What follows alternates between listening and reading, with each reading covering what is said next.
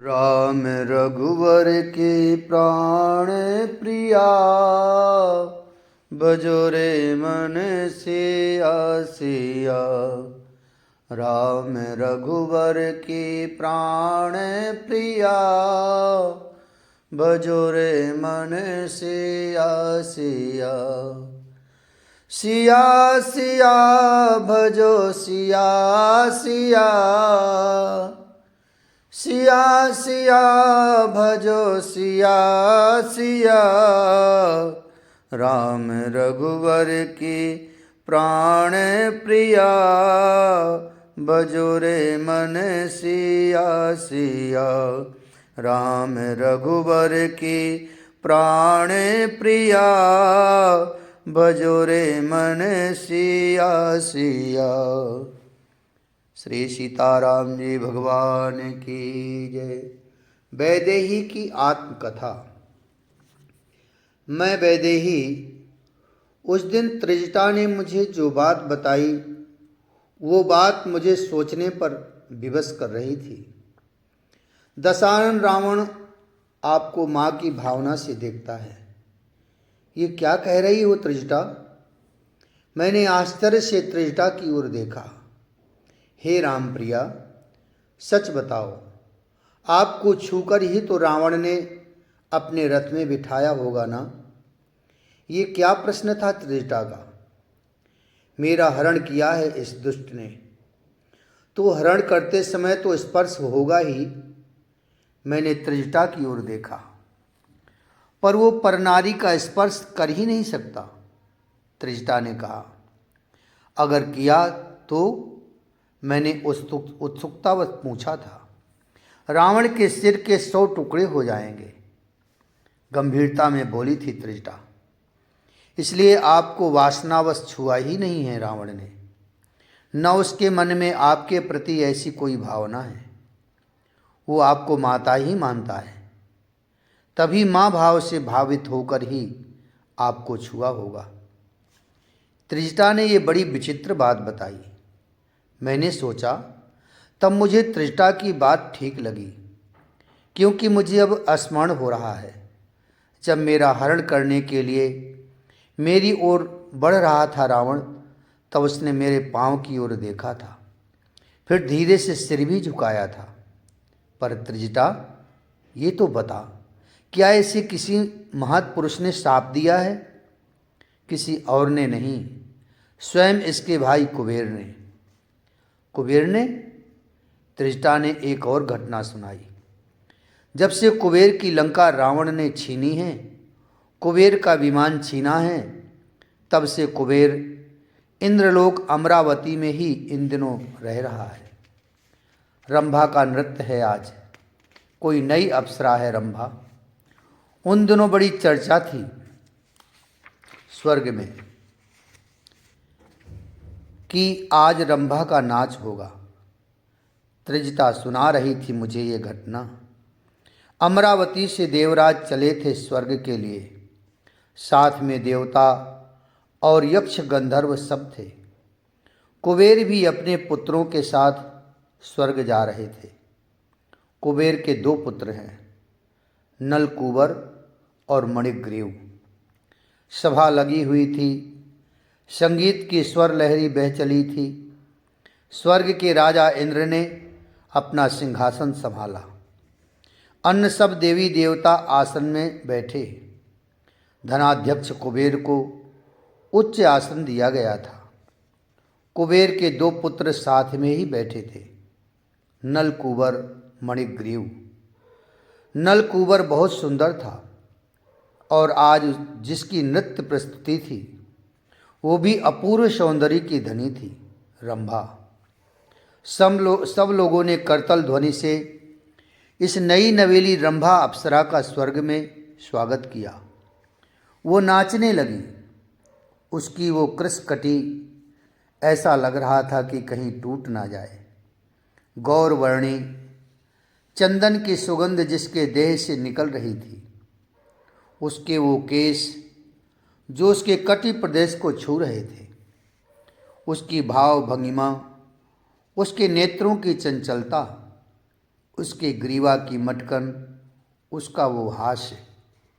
कुबेर पुत्र नल कुबर तो पूर्ण समर्पण कर उठा था रंभा के लिए। ये रंभा सिर्फ मेरी है।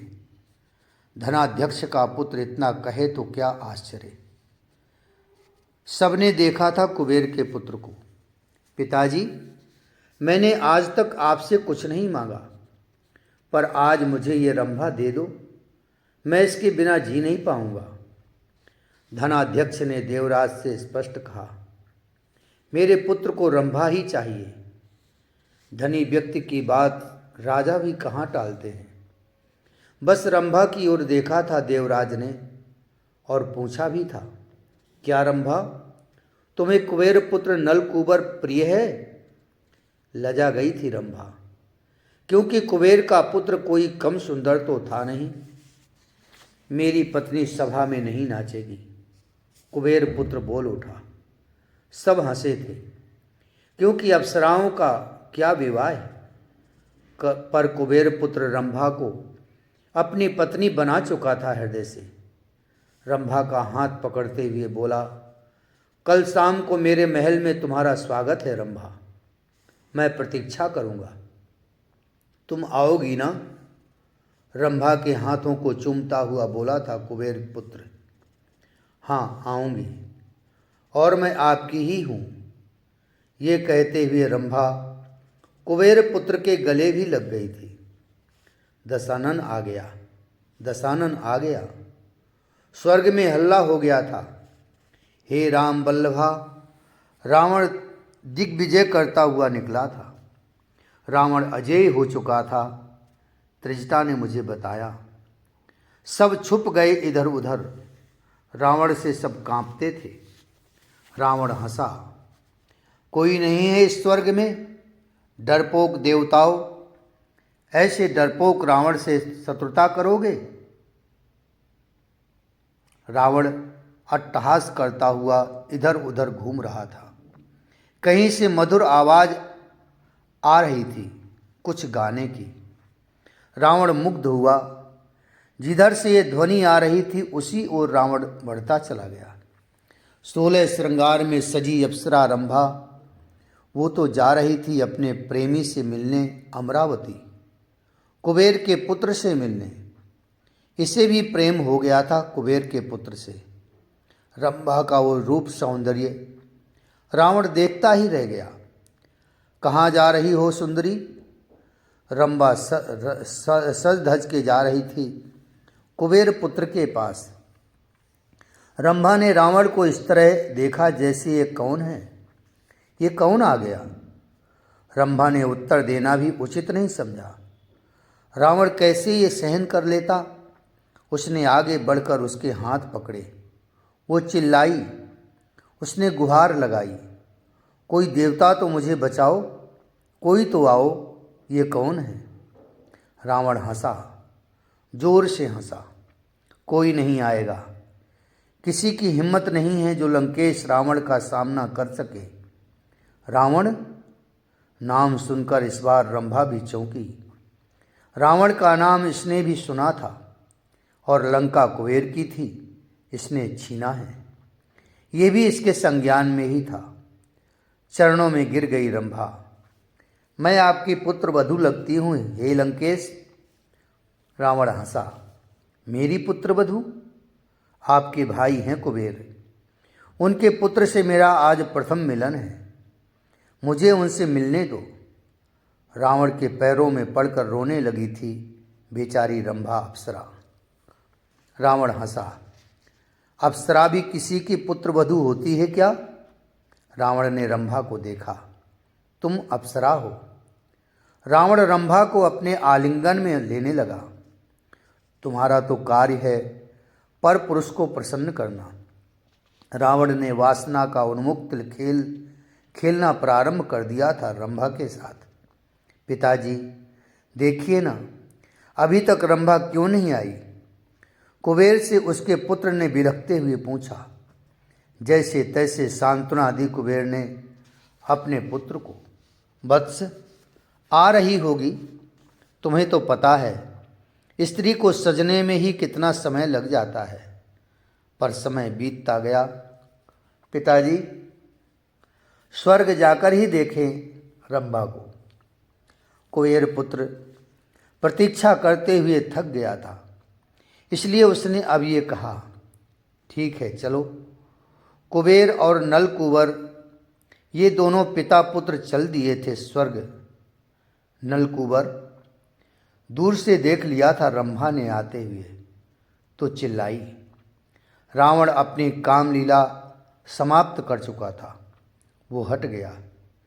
बिलख रही थी रंभा, हिलकियों से रो रही थी, नलकूबर के गले से लगकर। इस रावण ने मेरा सब कुछ लूट लिया। रो तो कुबेर पुत्र नलकूबर भी रहा था। रावण अपने वस्त्र ठीक करने में लगा है। कुबेर से रहा नहीं गया। रावण को देखते ही कुबेर चिल्लाए, दुष्ट रावण, तुमने मेरे पुत्र को दुखी किया। ये रो रहा है, और एक नारी को ये अप्सरा है तो क्या हुआ? क्या इसकी अपनी कोई स्वतंत्रता नहीं है? लाल नेत्र हो गए थे कुबेर के, मानो अंगार उगल रहे हों। जा, मैं तुझे शाप देता हूँ। कुबेर ने हाथ में जल लिया। रावण अब ध्यान से सुन रहा था कुबेर की बातें। थोड़ा भयभीत हुआ शाप के नाम से रावण। जा रावण, मैं तुझे शाप देता हूँ। अपनी स्त्री के सिवाय अब तू किसी अन्य नारी को वासना की दृष्टि से छुएगा तो तेरे सिर के 100 टुकड़े हो जाएंगे। रावण के माथे में चिंता की लकीरें साफ दिखाई दे रही थीं। त्रिजटा ने मुझे बताया, अमरावती से सांप लेकर जैसे ही लंका में आया था रावण, सबसे पहला काम इसने यही किया कि देश देश नगर नगर से चुरा कर लाई नारियों को रावण ने मुक्त कर दिया। वो सब सती नारियां थीं। त्रिजटा ने मुझे कहा, वो पराई नारी को वासना की दृष्टि से छू नहीं सकता। आपको वो माँ के रूप में देखता है। मुझे माँ मानता है तो मेरा हरण क्यों किया? मुझे यहाँ लाकर क्यों रखा है? मेरे श्री राम वन वन में भटक रहे हैं, ये सब क्यों किया उसने? मैं फिर बिलखने लगी थी। बोल त्रिजटा, बोल। हे राम बल्लभा, रावण को आप मूर्ख ना समझें। वो विद्वान है, वो अति बुद्धिमान है। श्री राम परब्रह्म हैं और आप उन ब्रह्म की आह्लादनी शक्ति। रावण से साधना नहीं होगी। ये तो अत्यंत रजोगुणी और घनघोर तमोगुण में जीने वाला व्यक्तित्व है। इसलिए ये परब्रह्म के हाथों मुक्त होना चाहता है। इसलिए ब्रह्म की आह्लादनी को चुराकर लंका में लाया है। त्रिजटा ने इतना ही कहा और फिर शांत हो गई, मौन। मैं भी सोच रही थी कि रावण क्या है। मत सोचिए रावण के बारे में, हे राम बल्लभा। आप ही हैं जो इस रावण के त्रास से संपूर्ण सृष्टि को बचाने के लिए आई हैं। हे राम प्रिया, ये रावण अनंत काल तक संपूर्ण सृष्टि को दुखी बनाता रहा। विधाता ब्रह्मा का वर जो इसे प्राप्त था, पर आपके कारण अब इस सृष्टि की आस जगी है। त्रिजटा बोले जा रही थी। मेरे पिता विभीषण कहते हैं, रावण का वध तो केवल पुरुषोत्तम श्रीहरि ही कर सकते हैं, और रावण के वध की भूमिका भी श्रीहरि ने लिख दी है। तब ही लिख दी थी जब ऋषियों का रक्त रावण ने कर के रूप में वसूलना शुरू कर दिया था ऋषियों से। ओह, मुझे पीड़ा हुई। और उन्हीं ऋषियों के रक्त से आपका जन्म हुआ, जो रावण के मृत्यु की भूमिका बनाता है। त्रिजटा कुछ रहस्यमयी लग रही थी आज, और इसकी बातें भी। मैंने प्रश्नवाचक दृष्टि से त्रिजटा को देखा था, और मैंने उसे कहा भी, मैं कुछ नहीं बोल रही, तेरी हर बात सुन रही हूँ, तो तू कुछ भी बोलेगी त्रिजटा? नहीं, हे किशोरी, आप ब्रह्म की आद्य शक्ति हो। हे वैदेही, आप वो शक्ति हो जिनसे ज्ञान, क्रिया और द्रव्य शक्ति का प्रादुर्भाव होता है। हे सीते, आपके बिना ब्रह्म राम भी कुछ नहीं कर सकते। रावण का उद्धार करना आवश्यक है, नहीं तो पृथ्वी में त्राहि त्राहि मच गया है। अब भूमिका ऐसी बनी कि आपको अपने साकेत धाम से यहाँ आना ही पड़ा। हे राम हृदयेश्वरी, वैसे तो आपका नाम जन्म है, आपका ना जन्म है न मृत्यु, पर जब ब्रह्म को अपने इस धराधाम पर विहार करना होता है तो लीला करनी होती है। तब आपका भी अवतरण होता है, क्योंकि शक्ति के बिना शक्तिमान कैसा। मैं त्रिजटा की बातें सुन रही थी, स्मित हास्य मेरे मुखमंडल में था। हे अवध विहारिणी, मेरे पिता विभीषण कहते हैं, आप शक्ति हो ब्रह्म की, आप किसी के गर्भ में वास नहीं करती, इसलिए आपका जन्म एक घट से हुआ है और उस घट को पृथ्वी में दबा दिया था स्वयं रावण ने। हे वैदेही, उस घट का मुंह जब खुलेगा उसी दिन से रावण के मृत्यु की घड़ी बजनी शुरू हो जाएगी। ये शाप था ऋषि अगस्त का रावण को, और आपको पता है उस घट में क्या था? अगस्त जैसे महान भक्त, महान ऋषियों का रक्त था। त्रिजटा ने ये सब कहा, मेरी प्रार्थना की, मेरे सामने प्रणाम की मुद्रा में खड़ी भी हो गई थी। मैं उसे देखती रही। कुछ समय बाद वो भी शांत होकर बैठ गई थी। मैंने उससे पूछा था कि वो ऋषियों का शाप और घड़ा मुझे बता त्रिजटा, वो इतिहास मुझे सुनना है। आज पता नहीं त्रिजटा को क्या हो गया है, वो बार बार मुझे प्रणाम किए जा रही है। मैंने जब उसे शांत किया तब जाकर वो मुझे घटना बताने लगी थी। दंडकारण्य मेरा हुआ है मेरे ससुर जी, मैंने अपनी मंदोदरी पुत्री को मुझे क्या दिया, साथ में ये दंडकारण्य भी दे दिया। रावण बहुत खुश था, वो बारंबार अट्टहास किए जा रहा था। पर हे लंकापति, दंडकारण्य में तो ऋषि मुनि तप करते हैं। रावण के दूत सुख सारक ने कहा था, भगा दो उन ऋषियों को और बोलो कि वह क्षेत्र अब राक्षसों की क्रीड़ा भूमि बनेगी। रावण का अहंकार चरम पर पहुंचा हुआ था, पर वो ऋषि मुनि वहां से हटेंगे नहीं। रावण के दूत ने यह भी स्पष्ट कहा, अगर वो लोग वहां रहना चाहते हैं तो कर दे। प्रजा क्या अपने स्वामी राजा को कर नहीं देती? रावण के विनाश का समय आ गया था, त्रिजटा ने मुझे बताया। फिर आगे क्या हुआ त्रिजटा? मुझे उत्सुकता थी, पर जिनके पास कौपीन तक नहीं है वो क्या कर देंगे लंकेश? रक्त, ऋषियों का रक्त। सुना है तपस्वियों के रक्त में अलग ही स्वाद होता है। नरभक्षी बन चुका था रावण, और उसके साथ नरभक्षी दैत्य ही रहते थे। वो सब हंसे, ये हमारे लोग पिएंगे उन ऋषियों का रक्त। क्यों पियोगे ना? रावण ने अपने राक्षसों की ओर देखा। भाले तलवार को हवा में उछालते हुए सब बोले, हाँ हम पिएंगे। जाओ और दंडकारण्य के समस्त ऋषियों का रक्त इस घड़े में ले आओ। रावण ने एक सुंदर सा घड़ा भी दिया। श्री हरि की मंगलमय कथा का गान कर रहे थे ऋषि अगस्त। हजारों ऋषि मुनि सब श्रोताओं के रूप में वहाँ उपस्थित थे। श्री हरि के पावन नाम से वह दंडकारण्य गुंजित था। वहाँ की वायु, वहाँ का अणु परमाणु सब प्रेम पूर्ण था। ऋषि अगस्त सारक नामक दूत अपने साथ कुछ राक्षसों को लेकर पहुँच गया था। भगवत कथा चल रही थी। सब ऋषि मुनि उस रस में डूबे हुए थे। तब राक्षसों ने विघ्न डाल दिया।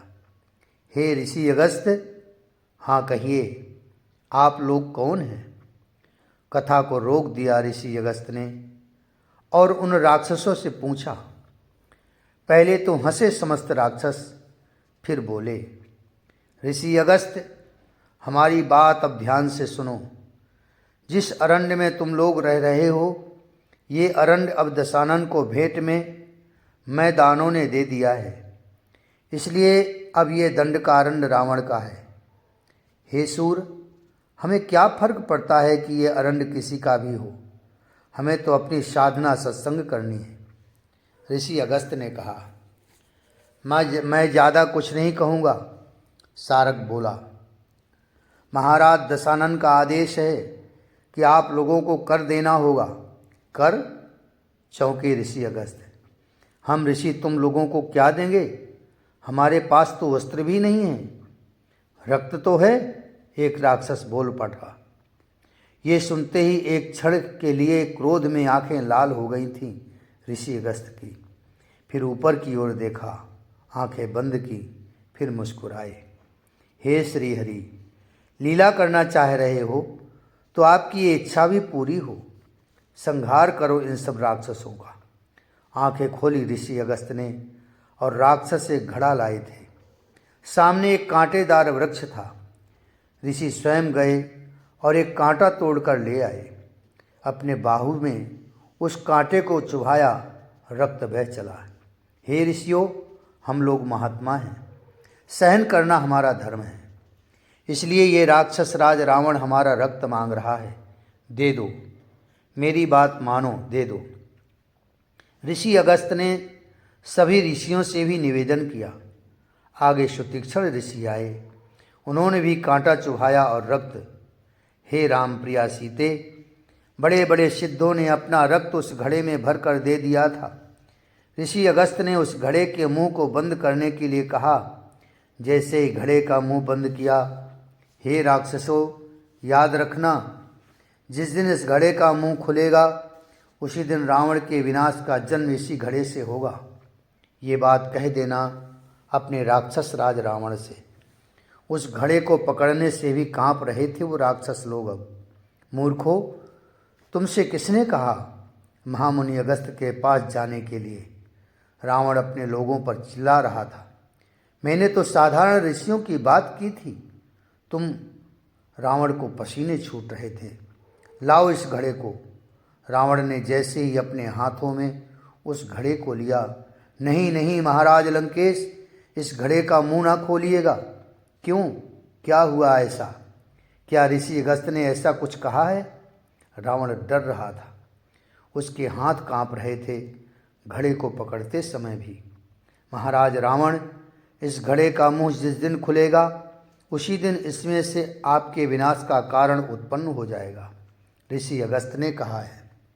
क्या कहा? चिल्ला उठा था रावण। हाँ महाराज, ऋषि अगस्त्य ने शाप दिया है कि जब भी इस घड़े का मुंह खुलेगा आपकी मृत्यु का कारण इसी में से। हट! सामने बोल रहे उस राक्षस का गर्दन ही उड़ा दिया था रावण ने। मैं अनंत काल तक जीने की आस लिए बैठा हूँ और तुम लोग ये घड़ा ले आए जो मेरी मृत्यु को जन्म देगा। रावण घड़े को पकड़े हुए अपने महल में आया। रात में सोचता रहा, क्यों ना इस घड़े को धरती में दबा दूं और ऐसी जगह दबाऊं जहां से घड़ा अनंत काल तक पड़ा रहे, ताकि मेरी मृत्यु ही ना हो। रावण रात्रि में ही अपने पुष्पक विमान से उड़ चला। उसे समझ नहीं आ रहा था कि किधर जाऊं। वो गया उत्तर दिशा की ओर। अरे, ये तो जनकपुर है, मिथिला। हाँ, ये स्थान ठीक है। रावण ने मिथिला को देखा था और वहीं की भूमि में राजधानी से दूर धरती में दबा दिया था उस घड़े को। त्रिजटा इतना कहकर मुझे देखकर मुस्कुराई। मैंने उसे देखा। अभी तक मैं धरती को देखते हुए उसके द्वारा कहे गए प्रसंगों को सुन रही थी। मैंने त्रिजटा को देखा, वो अब मेरी ओर देखकर हाथ जोड़ रही थी। हे राम प्रिया, हम पर कृपा करना। हे वैदेही, हम पर कृपा बनाए रखना। मैं उस त्रिजटा को उस दिन देखती ही रही थी। जय जय श्री राधे, जय जय श्री सीताराम। राम रघुवर की प्राण प्रिया, भजो रे मन सिया सिया। राम रघुवर के प्राण प्रिया, भजो रे मन सिया सिया। सिया सिया भजो सिया सिया, सिया सिया भजो सिया सिया, राम रघुबर की प्राणे प्रिया, भजो रे मन सिया सिया, राम रघुवर की प्राण प्रिया, भजो रे मन सिया सिया। श्री सीताराम जी भगवान की जय।